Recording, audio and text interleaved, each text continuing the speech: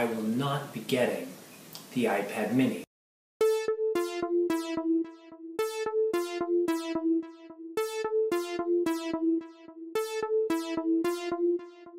This is Dan.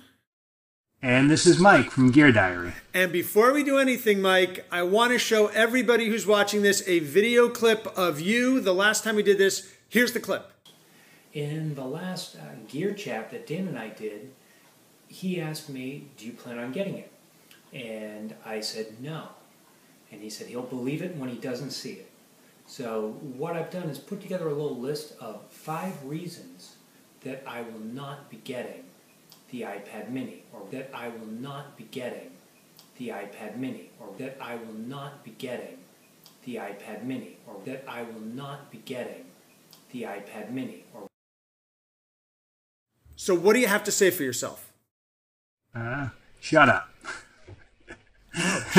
Just what? Ouch. I will not get a mini. And obviously I obviously have to eat my words. You're claiming you're not going to get a mini. Yours arrived before Judy's and mine. And that it did. And I don't think it's left my hands since.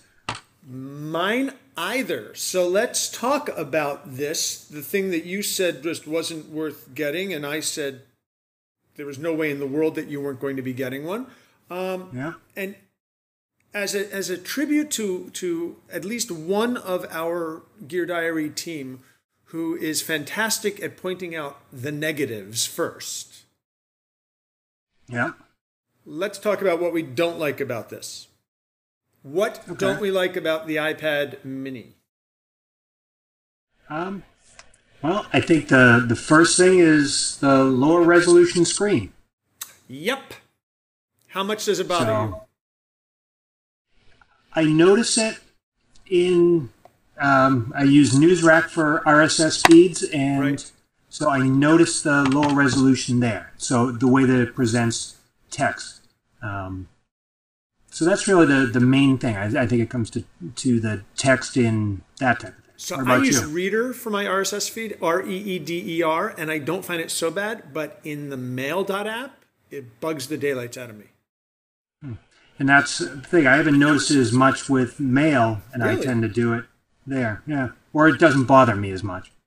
That's interesting. The other place where it bothered me at first was in the Kindle app, but I actually switched the not the style, the theme.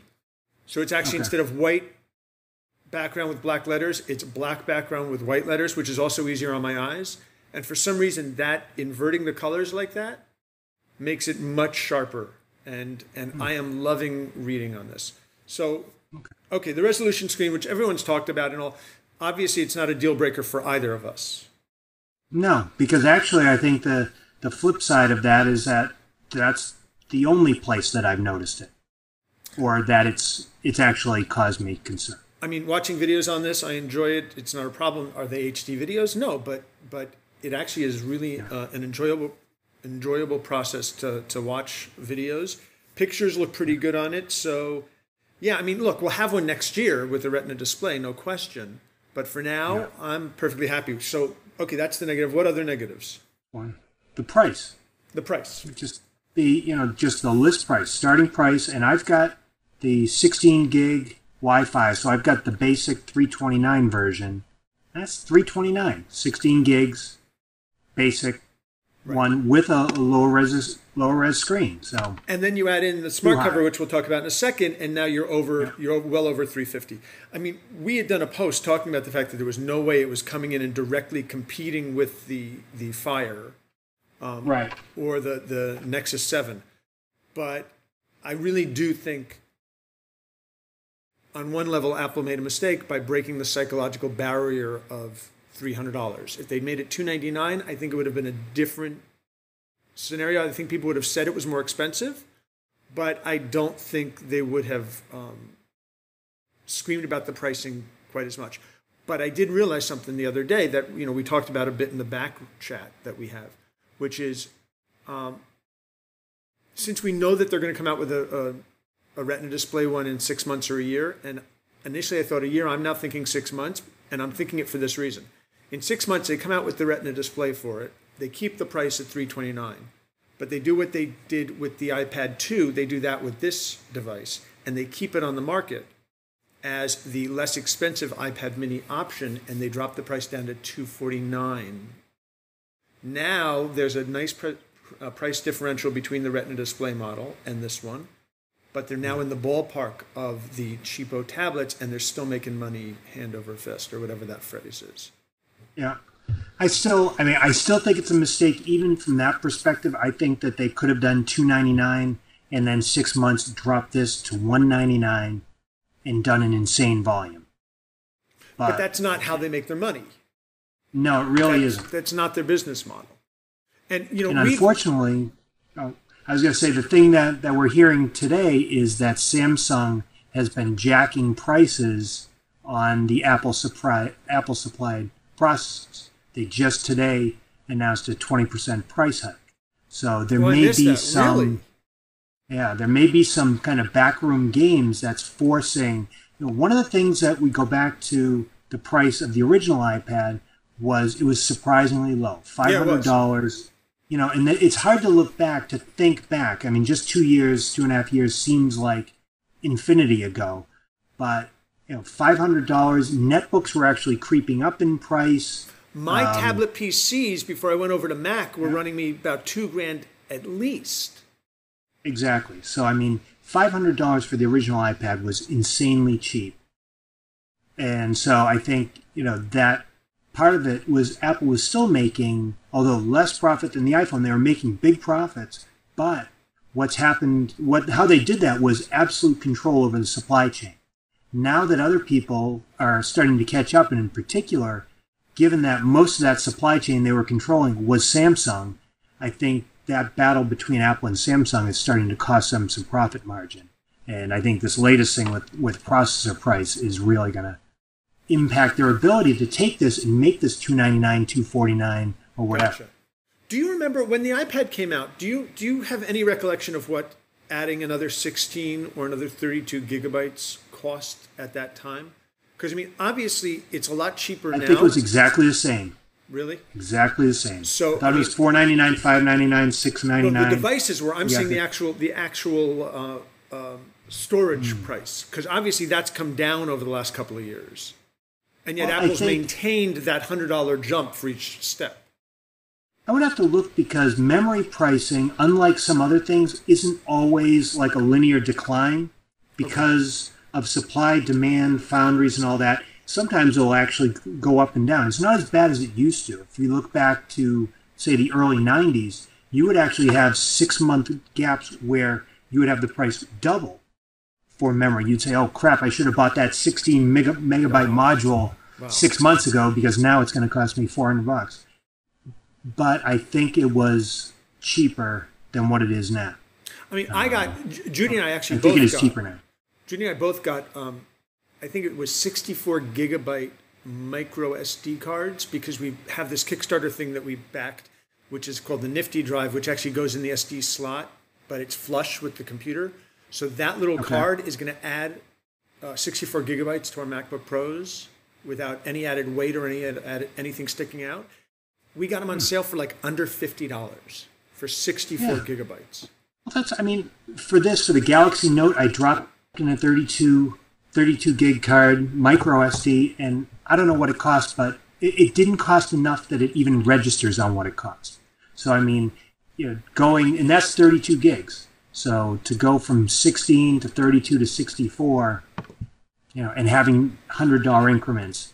And I think that's kind of, we're talking about price, and I think this is an adjunct to price, which I think is the nickel and diming factor. Yep. So, which I hate. I hate when airlines do it, and I don't like it when companies do it. Give me the real price. Give me the price. Don't we've got cheap out. When I look at, say, the Kindle Fire, and then I've got the Nexus here as well, the new move in pricing is from 16 to 32 to have it be a $50 jump.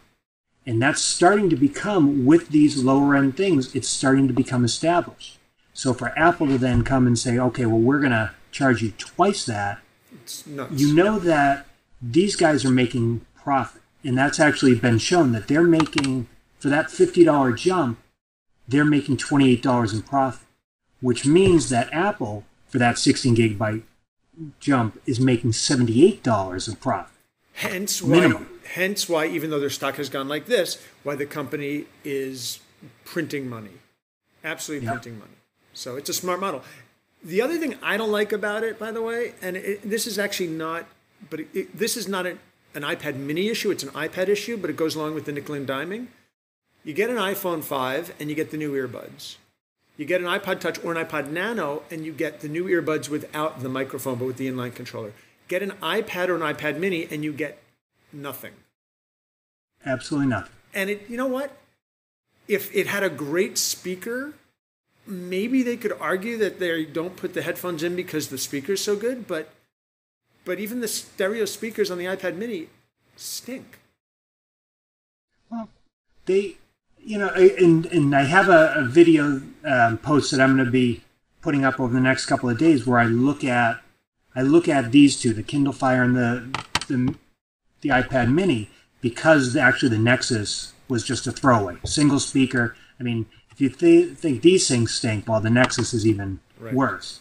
But, you have stereo imaging here. You can kind of hear it a little bit. It's not too bad. The volume is no better than what you've ever gotten from an iPad, nor is the depth of sound, the overall quality. Right. Compared to this, and I think that's one of the things going forward. It's like, okay, as you look at something, you say, okay, what is the distinguishing feature?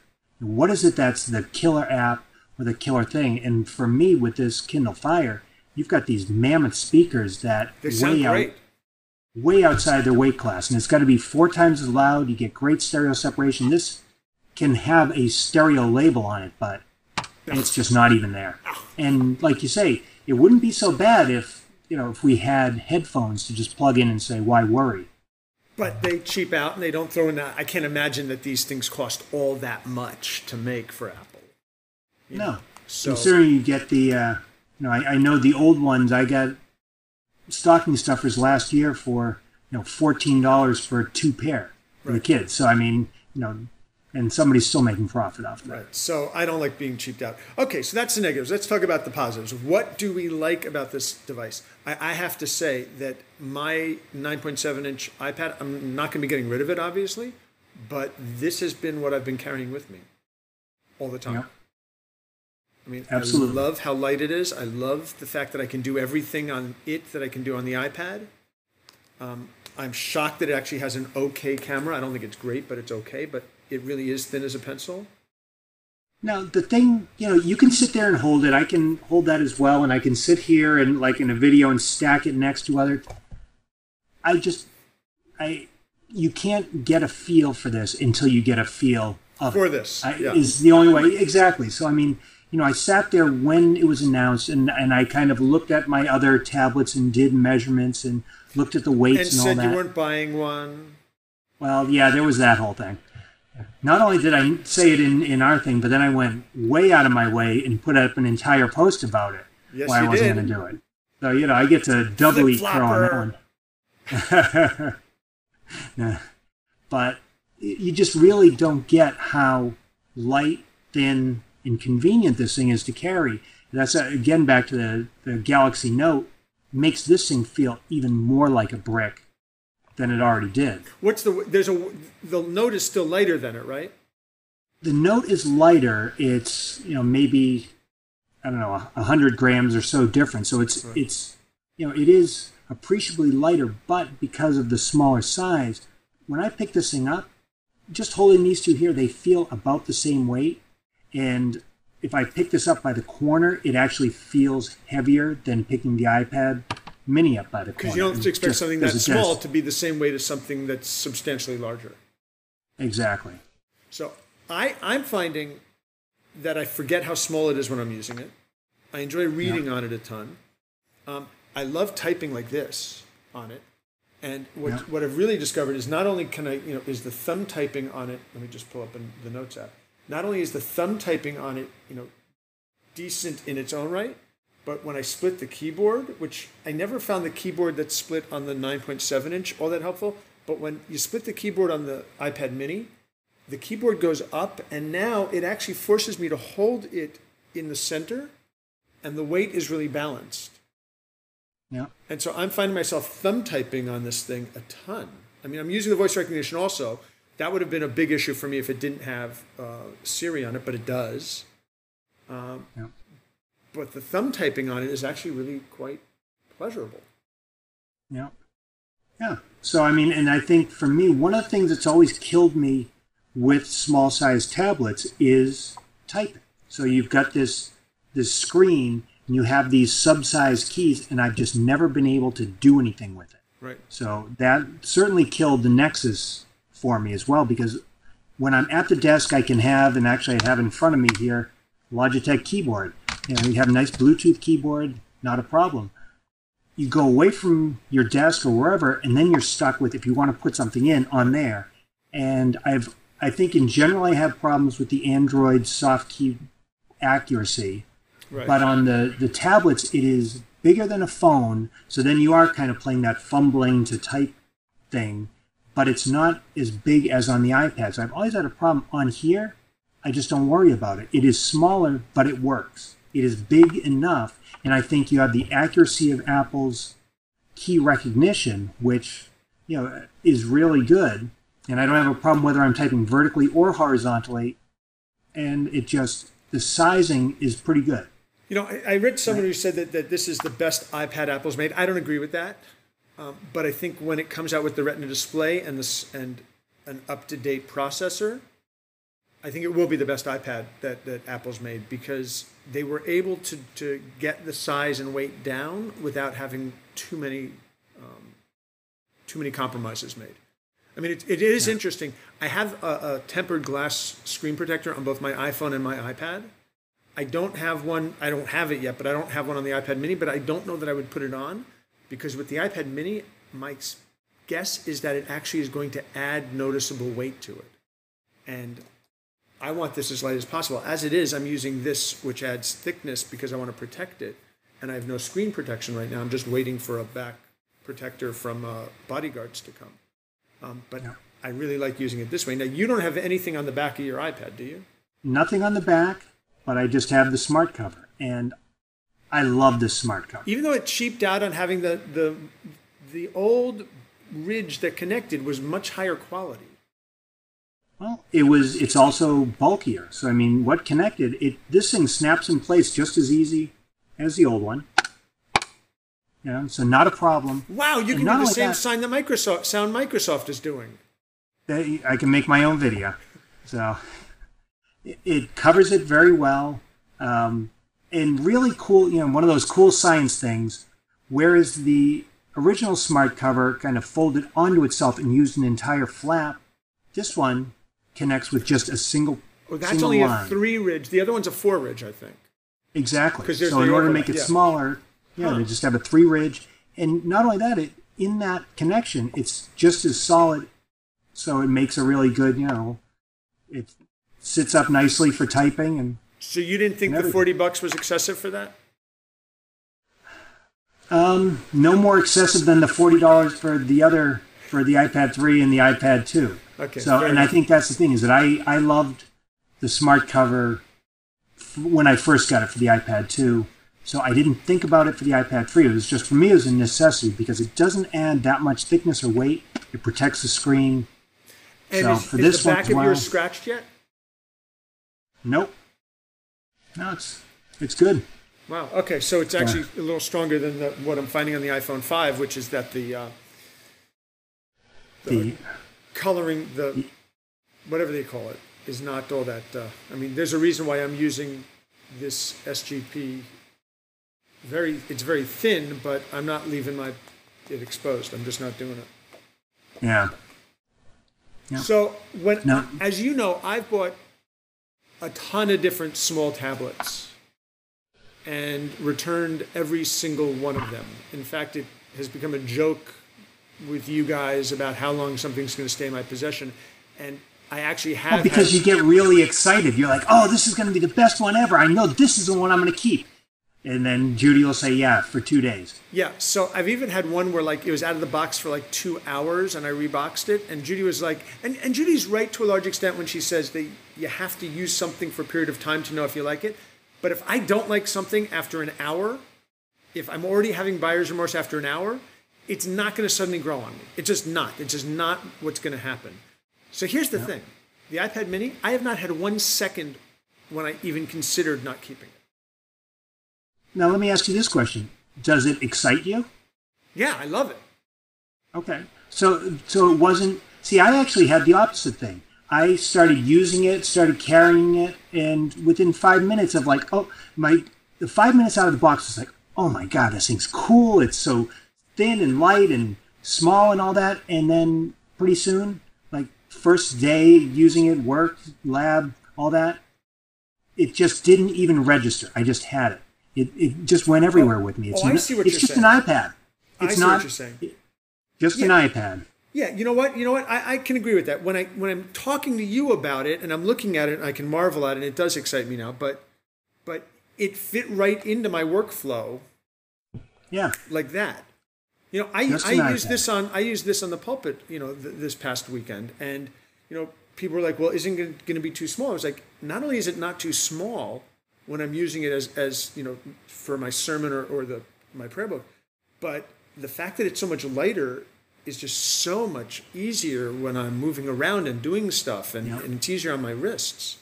So, as you're holding it, that you hold it, that way, and it fits easily into our hands. I don't have the tiniest hands, but even if it's not, you can hold it.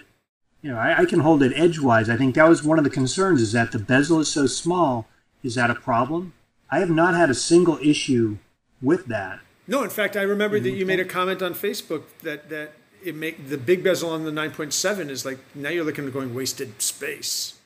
Exactly. That's what I'm looking at right now. In front of me is the iPad, and it's got that huge bezel area. But, the upside of that is it takes a big screen and fits it into, it's less wide than the Kindle Fire, which has a smaller screen. So here's my question for you. Here's my litmus test. You can only have one iPad. No, let's change that. You can only have one tablet. What do you have? I still think I go for the big size iPad. Okay, how come?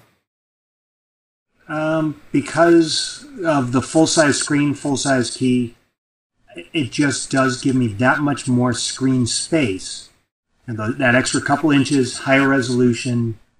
And that's really, I think I look at my own my 99% computer thing with the iPad. When I went to write the second one, I got to the second week, I'm like, well, there's nothing to report. I'm just using it all the time. Third week, well, I guess I have to put something out. So the iPad fell into just being everything. Now, this thing I'm using for the same, but I think overall having both, I do like having the larger size in that. But if somebody said, well, we're going to take the other one away and you can only have this one, I'd want first off, I wouldn't have just a 16 gig Wi-Fi, because my third gen iPad is 64 gig 4G. Right. So I would want that. But other than that, it wouldn't be so bad if that was all I had. Yeah. Fair enough. So the other thing, though, I think, the other thing in terms of negative is that it is a little bit of a step down in terms of performance. And as we discovered, it does have less RAM. Yeah, it's 512, whereas the new iPad is 1 gig, right? Yeah, so it's, so I noticed it. What I noticed was for a game that I was reviewing last week, the latest Epic Adventures game that is almost 1 3/4 gigs. So it's a huge game. And I definitely noticed a slower load time on that. I have no idea why it's so huge, but. Wow. You see, I haven't done anything like that, and I haven't tried to edit movies or anything. Pictures have worked fine on the iPad mini. I haven't tried to use Pinnacle Studios to do a video yet. But, if it takes me a little longer, as long as it doesn't lock up and choke on it, which I can't see that happening, I don't care if it takes a little bit longer. I'm not, when I do a movie or whatever, I'm not in that much of a rush. If you're playing a game, obviously you want the graphics to flow and all of that stuff. Here's the other thing. So my all-time favorite iOS game is Kingdom Rush. I mean, it's so stupid how many times I've played through it. I find playing it on this is actually probably more enjoyable than on the bigger one. Yeah. Just because of the weight and because it just kind of, it's easier to see the whole screen. I don't know. It just, and now that I'm holding it without the NGP backing on it, I'm just reminded of how light and thin it is, but also it's really sturdy. It's basically like one slab of material, it feels like. That's what it feels like. And so typing on it, just typing on the glass really feels good for such a small device. It doesn't feel clunky. This is not the tricorder, but this is what they carried around on Star Trek. Yeah. Now, I know you mentioned that, and that comes, I think, more from iPhone 5, but I really like the camera on this. And because it's thin and light, it's actually really easy to use the camera. I'm taking a picture of you right now. So, yeah, it really works. My point of reference there is more the iPad 3, and I find it to be every bit as good as that. Yeah, and the idea of actually shooting video or taking pictures with a tablet is pretty amazing. So I'm recording you right now, actually. Get a video of a video. Exactly.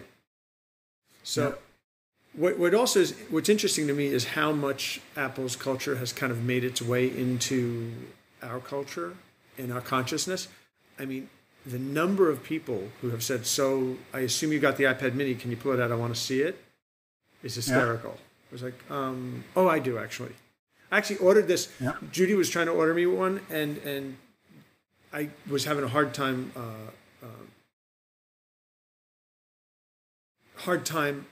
getting through to her to know if she ordered it. So I actually ordered this while I was in Cuba on a dial-up connection.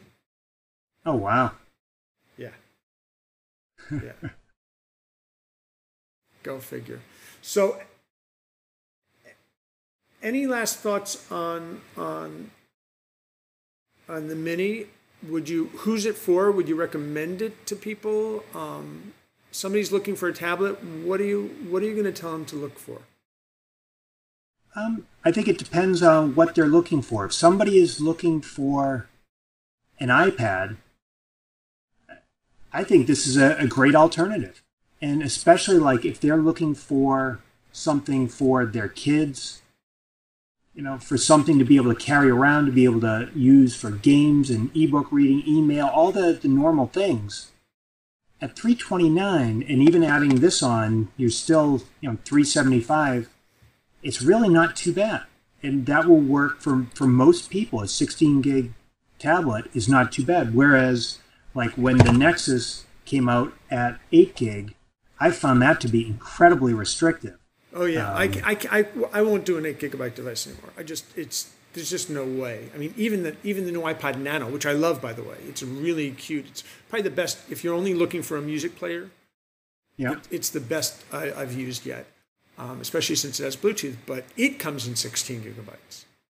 Yeah. So I can't see anyone doing an 8 gigabyte device anymore, unless you've got something like this first generation iPod Touch. And here's the wild thing. I think the iPod Touch is heavier than the iPad Mini. I think it may not be overall, but it's got the density. So when you look at the weight per unit area. I'm actually seeing what you were saying before about the Galaxy Note. It feels like a brick. Yeah.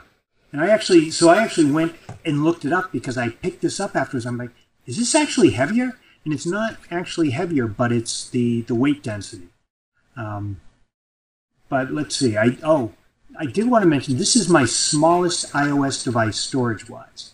So that was something that was interesting. I wasn't sure I was going to do with that. My first gen iPod Touch was 32 gigs. Oh, really? The first iPad Touch came out in 32 gig capacity? Yeah, that was a super premium. Wow. So that was, and actually I don't think it was too much more. I think it was $400, similar to, the high end nows. But then my first iPad was 32, and then the other two have been 64. But so it's so to go to 16, I wasn't sure how that was going to work, and I haven't had a problem. You just pay attention to what's going on there. Yeah, I can't. Whereas on the other one, I won't do 16 gigabytes if I can possibly afford it. You know, if I can So possibly. what do you have on that one? I've always said go with stretch and The go most you with the can get, biggest huh? capacity you can get. So you don't have a 329 iPad mini. You've got the 529 64 gig. Yep. Yep. And I've loaded up with music. I've loaded up with documents. I've loaded some videos on it. Look, before the hurricane, hit, I actually loaded a bunch of videos. I didn't have this yet, but I had my iPad, my 9.7-inch iPad, and I just downloaded a bunch of TV shows and movies. So, because I knew that we were going to lose power, because when something like that happens, even on a much more lighter level, we tend to lose power for a day, 2, 3. And so I want the ability to, if I'm going to go somewhere just with the iPad mini, I don't want to feel like I'm compromising, But makes sense. But, I don't think if 329 is all you can afford, it's a great device for 329. So the next time we do this, we're going to get to start looking at accessories for the iPad mini, because they're going to start rolling out in huge numbers, I suspect. And maybe next time we'll pick our top cases, accessories, and that sort of thing for it. Excellent. So now, do you think this is going to be a commercial success for this holiday season? Oh, yeah. You? Absolutely. I mean, when I went into it wanting to like it, but with a really bad 7-inch tablet track record, and I love it, you went into it not buying it and really liking it. So, we're going to look to find fault with it, and if we can't find huge fault other than something that we knew even before we ordered it, I think the mainstream, when they get their hands on this, is going to love it. And the number of people who've actually picked it up and said to me, you know what, that's what I'm going to get now instead of something else. I have never had anybody, and I agree with you, I'll be in a meeting and people are just like, oh, cool, let me see that, more so because it's the new one and that. So, and I've never had anybody have anything negative to say. Oh, I heard the screen was lousy. Oh, that doesn't look bad. Right. People will look at it and like, well, I'll take a look. Wow, that doesn't. Somebody else say some other criticism of it, and I was like, that's not true. It's just not. You were reading that or hearing that from somebody who hasn't actually used the device. I will say though that my 9.7-inch iPad does feel extremely heavy now. It definitely does, you notice a difference. You notice a difference, but it is big and gorgeous. So, like anything else, it's a trade-off. Like anything else, it's a trade-off. But I will just go out and say that this is by far, at this point, the best small format tablet that I've ever touched. By far. By far, not even. And it's thin enough to, Yeah, it is. Yeah. Oh, the other thing that you had mentioned to me, which we didn't mention, is the diamond cut on the edge. Yeah. Along the side. Yeah. It's just those small little touches. It is. It's just a gorgeous design. So I'm going out and I'm going to get myself a smart cover. Until next time, this is Dan. And this is Mike from Gear Diary. Thanks for watching. Thanks, folks.